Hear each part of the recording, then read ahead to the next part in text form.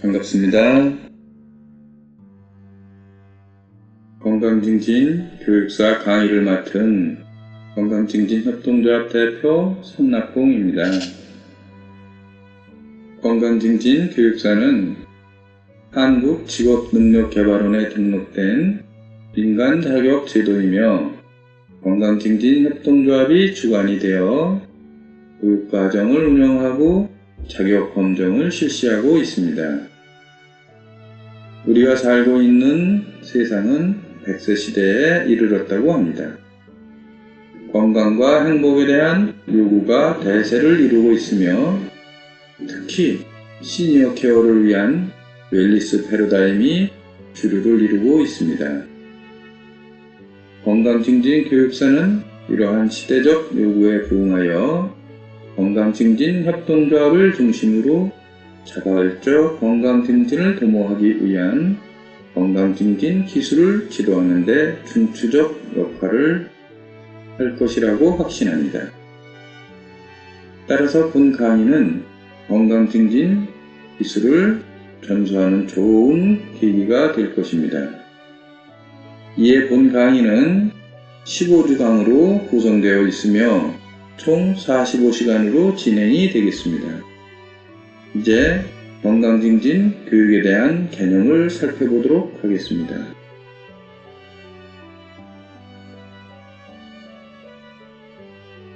먼저 건강의 패러다임 변화에 대해서 살펴보도록 하겠습니다. 우리가 건강이라고 하면 몸, 마음, 정신, 영성, 그리고 사회적 관계까지도 굳세고 편안하면, 즉 안녕한 상태에 이르게 되면 건강하다라고 하는 것입니다. 이것은 WHO에서 발표한 내용입니다. 그러나 이렇게 건강한 상태에 어떤 원인이 작용해서 항생성이 파괴가 되면 질병이 발생이 됩니다. 이렇게 질병이 발생이 되면 의사가 치료를 하죠.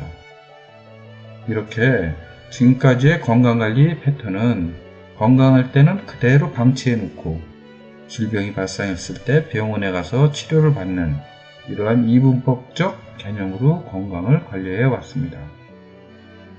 그러던 것이 이제는 의료기술이 발달하면서 수명이 연장이 되었습니다.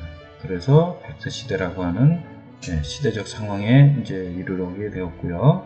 근데 이렇게 오래 살면서 건강하면 좋은데 한 10년 정도는 이렇게 병들어서 오래 살다가 생을 마감해야 하는 것이 바로 오늘날 현실이라고 합니다. 그래서 생을 마감하기 한 10여 년 정도는 이렇게 저렇게 몸이 여기저기 아픈데 실상 병원에 가서 검사를 해보면 아무 이상이 없다라고 합니다. 그러나 본인은 여기저기 아프고 불편한 거죠. 그래서 이러한 상태를 아건강이라고 새로운 건강에 대한 개념이 등장하게 됩니다. 그래서 아주 건강한 상태, 그리고 질병 상태도 아닌 중간지대를 얘기합니다.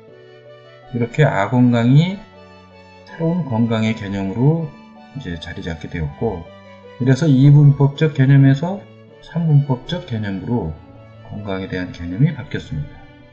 그러다 보니 삼분법적 개념에서는 건강관리를 어떻게 해야 될 것인가 하는 것이 또 중요한 화두가 되겠죠.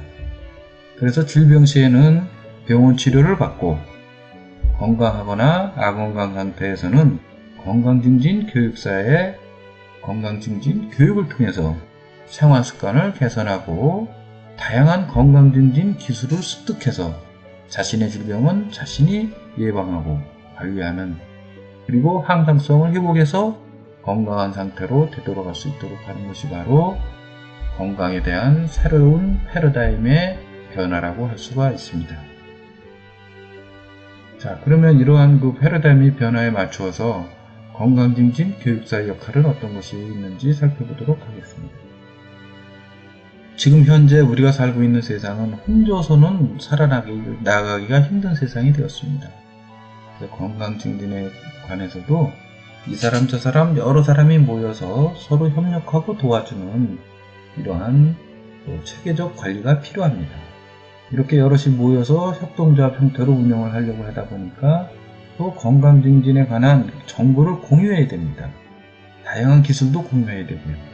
이렇게 공유할 수 있는 플랫폼이 필요합니다. 이것도 온라인이 가능가 되게 되면 지리적, 장소적 한계를 극복할 수가 있습니다. 자, 이렇게 협동조합이라고 하는 기반이 있고 이 기반 위에 건강증진 플랫폼이 이렇게 구축이 되어 있습니다. 자, 그러면 이 집만 있다고 해서 사람이 살 수가 있는 것은 아니죠.